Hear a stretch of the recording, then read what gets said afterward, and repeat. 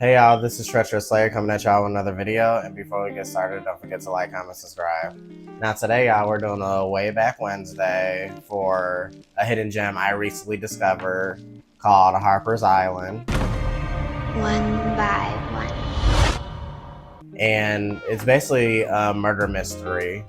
And what drew me to this show, because I heard like some good things about it. And since the slasher era currently for this year has been quite silent and a few disappointments.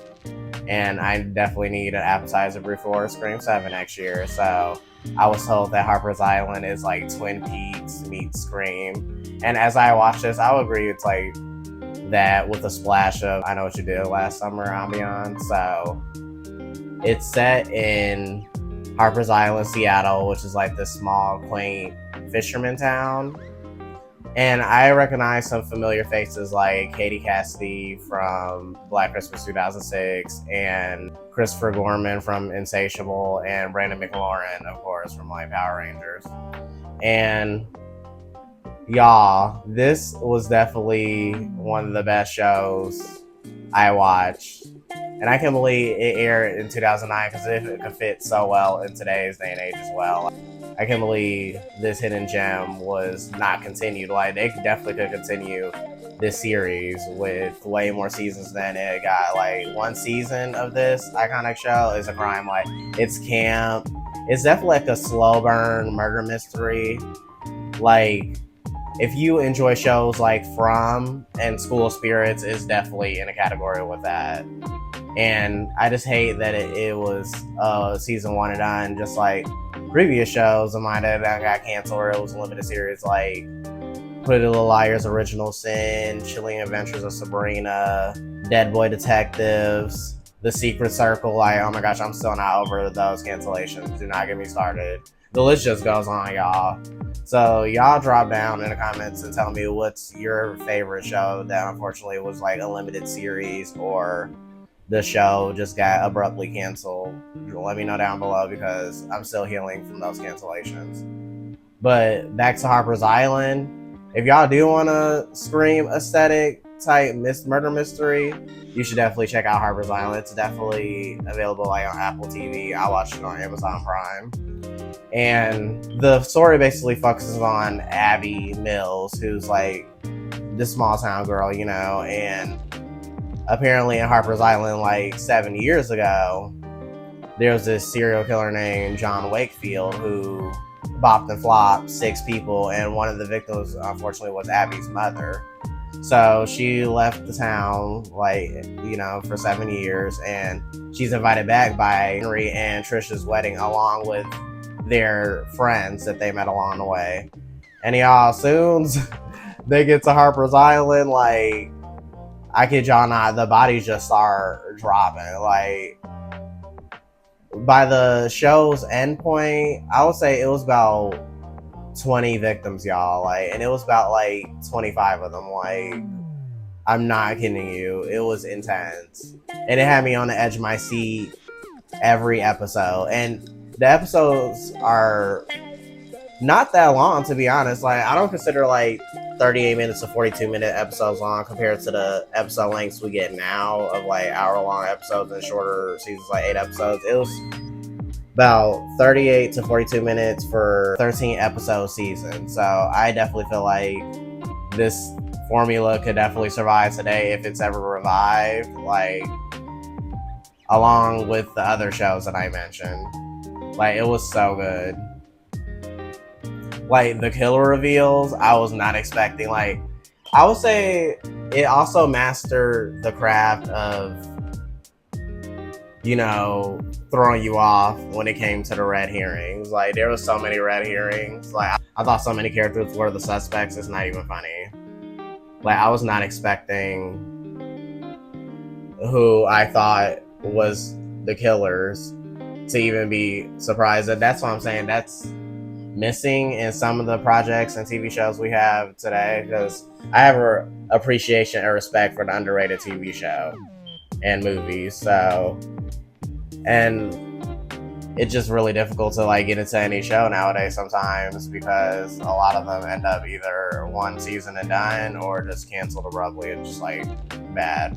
So it was a nice throwback TV show. It was like cozy and campy if you want to check it out. Also, if you really paid attention to the plot, like I would say like midway through the season, you could tell who one of the killers was. I would just say that because how they react to a certain person being, bopped and flopped. And some of the standout performances I noticed was like the flower girl Maddie, who was Trish's older sister's daughter, Shay's daughter. And Maddie was just so off since the beginning, y'all. What the hell, she was frying a snail with the magnifying glass with the sun rays. Y'all know that old trick? I was like, oh yeah, she a little off. Like, somebody needs to keep an eye on her. Because I thought she was going to be one of the helpers of the killer, if that makes sense. Someone to like just help them do their dirty work with little tasks. Because, y'all, the setting is just fantastic. Like, it's so secluded and you're just immersed into this like small town feel, and it just feels very nostalgic to watch. And I'm glad I did check it out, because this was definitely the appetizer I needed before Scream 7, because like Crystal Lake hasn't dropped yet and I need my slasher TV shows, So now I'm gonna get to spoiler territory, just in case you don't check it out. Now, what I really enjoyed about this show is that when the actors were discussing their time filming it, like, they didn't know when they were gonna die until they got the script. Like, I love that way of like storytelling, because it just makes I feel like it enhances the aesthetic of the show and just makes it more fun to watch, since they didn't know when they were gonna die and like how they were gonna die. So I love how it added that element of mystery to it. Like, that definitely earned its way to one of my top favorite shows. That was crazy. Like, they didn't even know when they were gonna get bopped and flopped, y'all. That was perfect. Now, here we go with the killer reveals, y'all. So, Abby was being suspected of being John Wakefield's daughter, since the dad lied about killing him. He basically shot John Wakefield and John fell off the cliff into the abyss, but obviously he didn't die. Because, y'all, why the hell, the first killer reveal is John Wakefield himself, so he survived that gunshot, obviously. And everybody's already like nerves end when the body count starts increasing, when everyone's getting like bopped and flopped. And she was even contemplating herself, like, am I your daughter, since it's revealed that Abby's mom, before John bopped her, like dated her when they were younger and had a child and everything. Like, I was like, the tea was just piping. Like, it was insane. But the second killer is revealed to be none other than Henry himself. Yeah, I was gagged. I was like, ain't no way. Which I told y'all I suspected someone midway in the season. It was him, because how he reacted to a certain death. And I can't believe I overlooked that, because I did not want it to be true. Because my other suspect was Jimmy, Abby's ex, like the old flame that she's rekindling that flame with now. Because he was like sus, and Maddie found his police file with her nose. Yeah, she did not stay in the child's place, y'all. She was just, oh my god, she was a fun watch. She was so entertaining to watch, y'all. Like, she had me pissed off so many times. But yeah, if luckily for her, if she didn't discover that case file, I wouldn't have suspected Henry at all. Like, that was crazy. Because Jimmy also has some past arrests in Seattle, where the copycat Wakefield killer, also known as Henry, was bopping and flopping people in Seattle. And it's revealed that Henry is actually John Wakefield's biological son. And basically, Abby's mom gave him up for adoption. And he ended up finding out when John Wakefield started committing the murders like 7 years ago at Harper's Island. So that's why he came back for revenge, basically, and blamed Abby's mom. And he ended up bopping and flopping the poor sheriff as well, who was Abby's biological father. Like, y'all, it was messy. So messy. But definitely 10 out of 10 storytelling, and I just wish we got more formulaic shows like that, like a good murder mystery.